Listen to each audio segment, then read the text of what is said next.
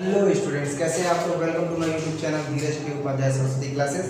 और आज हम लोग पढ़ने वाले हैं धारावाही चालक के कारण उत्पन्न चुंबकीय क्षेत्र, और इसे ही कहा जाता है बायो सावर्ट का नियम।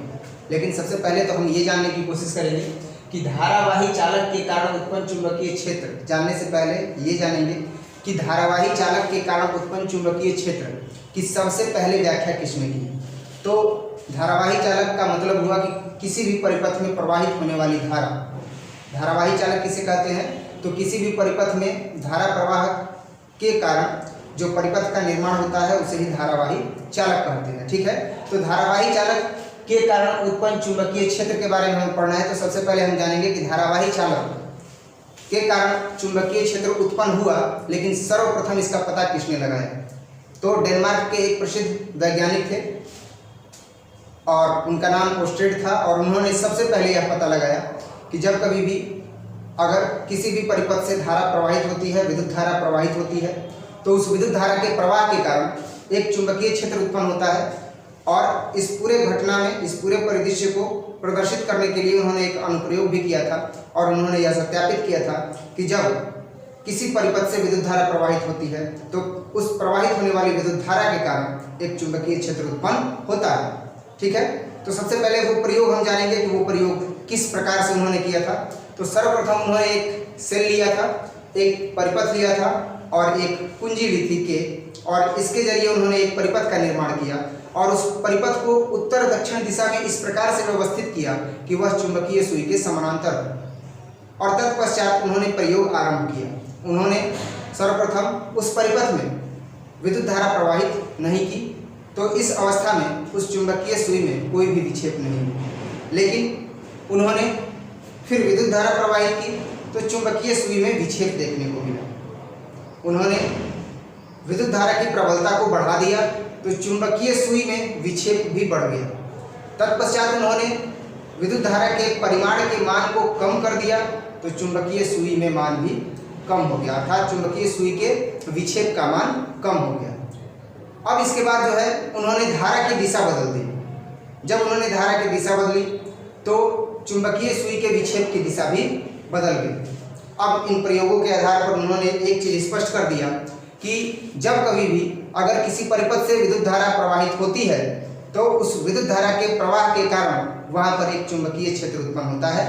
अर्थात इस प्रकार से उन्होंने प्रदर्शित कर दिया कि किसी धारावाही चालक के चारों ओर चुंबकीय क्षेत्र उत्पन्न होता है।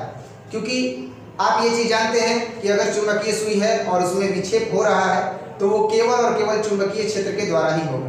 तो आखिर यह धारा जब प्रवाहित करते हैं परिपथ से, विद्युत धारा प्रवाहित करते हैं परिपथ से, तो क्यों एक चुंबकीय सुई विक्षेपित हो जाती है? इसका मतलब यह हुआ कि जब विद्युत धारा प्रवाहित होती है तो चुंबकीय क्षेत्र उत्पन्न होता है, और जब चुंबकीय क्षेत्र उत्पन्न होता है तो इस स्थिति में उसमें क्या होता है? विक्षेप हो जाता है। अर्थात चुंबकीय सुई में विक्षेप केवल और केवल एक चुंबकीय क्षेत्र के द्वारा ही संभव है। इसीलिए यह कहा गया ओस्टेड जी के द्वारा कि जब कभी भी किसी परिपथ में यदि विद्युत धारा क्या होती है? प्रवाहित होती है, तो उस प्रवाहित होने वाली विद्युत धारा के कारण उस परिपथ के चारों ओर चुंबकीय क्षेत्र उत्पन्न होता है।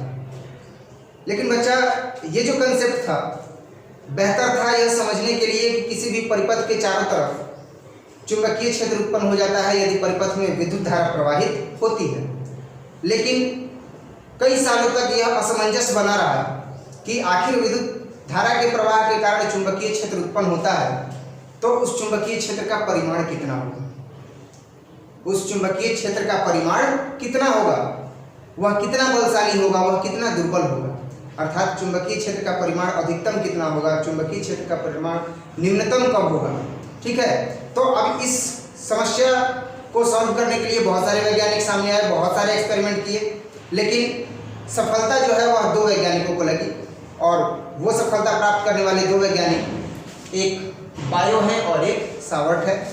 और इसी वजह से इन्हीं के सम्मान में, ये फ्रांस के वैज्ञानिक थे, इन्हीं के सम्मान में इस टॉपिक का नाम जो है वो बायो सावर्ट का नियम बताया गया है। और बायो सावर्ट का जो नियम है वह एग्जाम में कई बार पूछ भी चुका है 10+2 वाले एग्जाम में।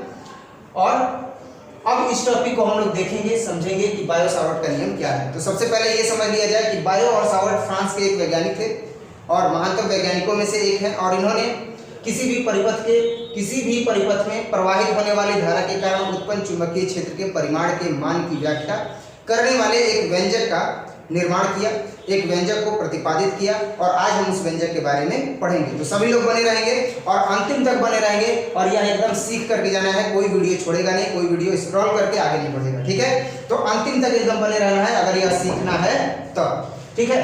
तो बायो-सावर्ट का नियम क्या कहता है, अब इसकी चर्चा करेंगे। तो सबसे पहले आप यह जान चुके हैं कि किसी परिपथ में प्रवाहित होने वाली धारा I के कारण उत्पन्न चुंबकीय क्षेत्र का मान हमें ज्ञात करना है। तो सबसे पहली चीज अब इस परिपथ की व्याख्या करेंगे कि माना कि XY एक परिपथ है, माना कि XY एक परिपथ है और इसमें प्रवाहित होने वाली धारा और इसमें प्रवाहित होने वाली विद्युत धारा I है और इस धारा के प्रवाह के कारण उत्पन्न चुंबकीय क्षेत्र का परिमाण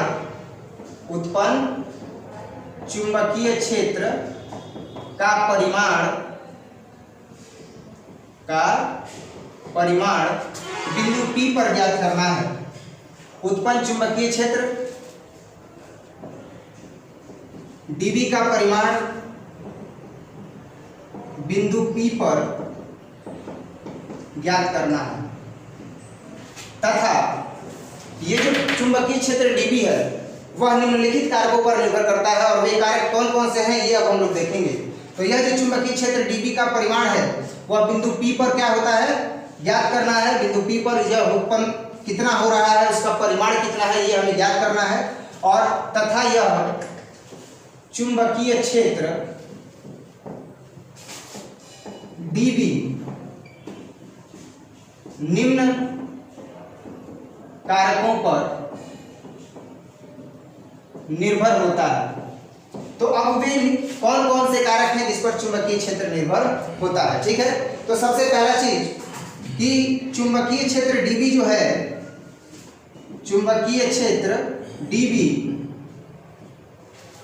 चालक में प्रवाहित होने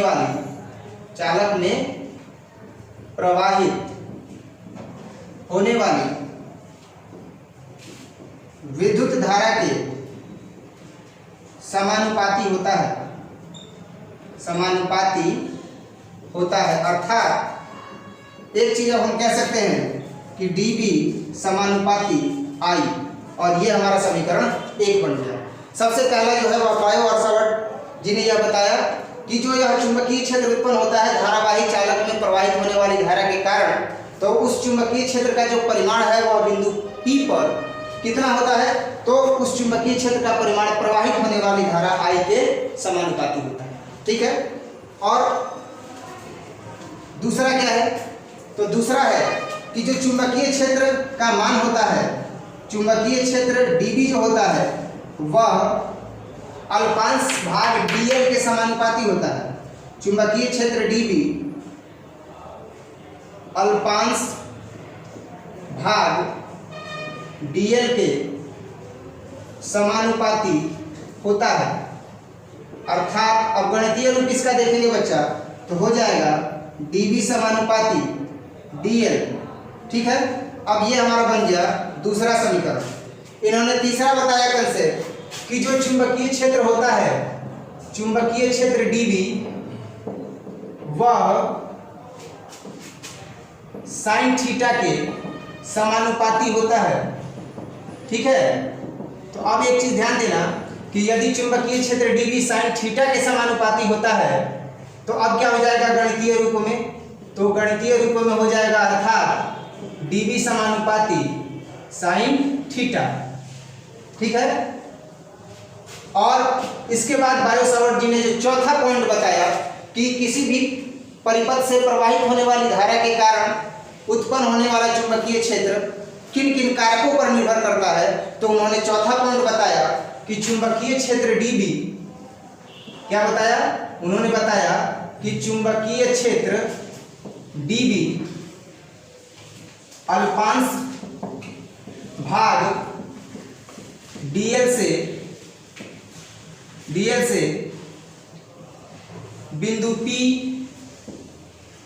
बिंदु P की दूरी r के व्युत्क्रमानुपाती होता है। ठीक है, अर्थात अगर गणितीय रूप इसका लिखें तो गणितीय रूप क्या हो जाएगा, तो गणितीय रूप हो जाएगा dB व्युत्क्रमानुपाती P की दूरी r के वर्ग के व्युत्क्रमानुपाती होता है, अर्थात dB व्युत्क्रमानुपाती 1/r²। और ये हमारा बन गया था समीकरण 4 और ये समीकरण 3। इस प्रकार से बच्चा जी हम लोगों ने देखा अभी तक कि जो धारावाही चालक तार है उस धारावाही चालक तार में I विद्युत धारा प्रवाहित हो रही है और इसका अल्पांश भाग AB है और इस अल्पांश भाग AB की लंबाई dl है और इस अल्पांश भाग के कारण उत्पन्न चुंबकीय क्षेत्र का परिमाण हमें बिंदु P पर ज्ञात करना है। और इस बिंदु P पर dB का जो मान है वह बायो-सावर्ट के नियमानुसार निम्नलिखित कारकों पर निर्भर करता है। अब वे निम्नलिखित कारक कौन कौन से हैं ये आप ध्यान से देखिएगा और सुनने समझने की कोशिश कीजिएगा और एकदम फोकस रहिएगा बोर्ड पर। तो ये जो चुंबकीय क्षेत्र dB है वह बिंदु P पर ज्ञात करना है और वह किन कारकों पर निर्भर करता है इस पर फोकस कीजिएगा। तो चुंबकीय क्षेत्र dB जो है वह चालक में प्रवाहित होने वाली विद्युत धारा के समानुपाती होता है, अर्थात dB समानुपाती I। दूसरा, चुंबकीय क्षेत्र dB जो होता है वह चालक के अल्पांश भाग dl के समानुपाती होता है, अर्थात dB समानुपाती dl। और तीसरा पॉइंट बायो-सावर्ट जी ने बताया था कि चुंबकीय क्षेत्र dB जो है वह साइन थीटा के समानुपाती होता है, अर्थात dB समानुपाती साइन थीटा। और साथ ही साथ बायो-सावर्ट जी ने एक्सपेरिमेंटल बेस पर यह भी बताया कि चुंबकीय क्षेत्र dB जो है वह अल्पांश भाग dl से बिंदु P की दूरी r के वर्ग के व्युत्क्रमानुपाती होता है। अब मैं उम्मीद करता हूं कि आप इतना समझ गए होंगे। अब इन चारों समीकरणों को हम मिलाएंगे तो अब हम लिखते हैं समीकरण 1, 2, 3 और 4 से। तो क्या हो जाएगा बच्चा, जब सबको मिला देंगे तो जब सबको मिलाएंगे तो मिलेगा dB समानुपाती IDL साइन थीटा और बटे में r²। और ये अब आपको पता है कि समानुपाती जब हटता है तो एक नियतांक आता है। तो अब यहाँ पर एक नियतांक आ गया कि IDL साइन थीटा और बटा में r²। अब एक चीज और ध्यान दीजिएगा बच्चा कि ये जो k का मान होता है वह SI पद्धति में k का मान SI पद्धति में क्या होता है, तो μ0 बटा में 4 पाई होता है, जहां μ0 क्या होता है, तो μ0 निर्वात की चुंबकशीलता होती है। μ0 निर्वात की चुंबकशीलता होती है और μ0 का मान कितना होता है, तो μ0 का मान होता है 4 पाई × 10⁻⁷ टेस्ला मीटर पर एम्पियर। ठीक है, तो अब इस तरह से हमने देखा कि जब इन चारों समीकरणों को हमने मिलाया तो dB समानुपाती IDL साइन थीटा बटा में r² मिला और dB बराबर समानुपाती का चिन्ह हटाया तो आया k × IDL sine theta by r² और k का मान जो होता है वह SI पद्धति में μ0/4 पाई होता है और μ0 निर्वात की चुंबकशीलता होती है। और निर्वात की चुंबकशीलता का जो मान होता है वह μ0 बराबर 4 पाई 10⁻⁷ टेस्ला मीटर पर एम्पियर होता है। अब टेस्ला मीटर पर एम्पियर ये हमें पता चल गया कि निर्वात की चुंबकशीलता का मात्रक होता है। ठीक है, अब इसके बाद इस मान को μ0 बटा में 4 पाई के मान को हम इस उपरोक्त व्यंजक में रखेंगे तो फाइनली हमें क्या मिलेगा ये ध्यान दीजिएगा। लेकिन उससे पहले आप लोग इसका एक स्क्रीनशॉट ले लीजिए ताकि मैं इसके आगे बताऊं आप लोगों को। उम्मीद करता हूं कि आप लोग इसका स्क्रीनशॉट ले चुके होंगे और अब जो है मैं इसके आगे बताने वाला हूं कि इसके आगे क्या होगा। ठीक है, तो जो μ0 बटा में 4 पाई समानुपातिक नियतांक मिला उस समानुपातिक नियतांक को हम dB बराबर k × IDL साइन थीटा और बाई r² में पुट करेंगे तो k का वैल्यू कितना आया, μ0 बटा में 4 पाई, तो हमने रख दिया μ0 बटा में 4 पाई IDL साइन थीटा और बाई r²।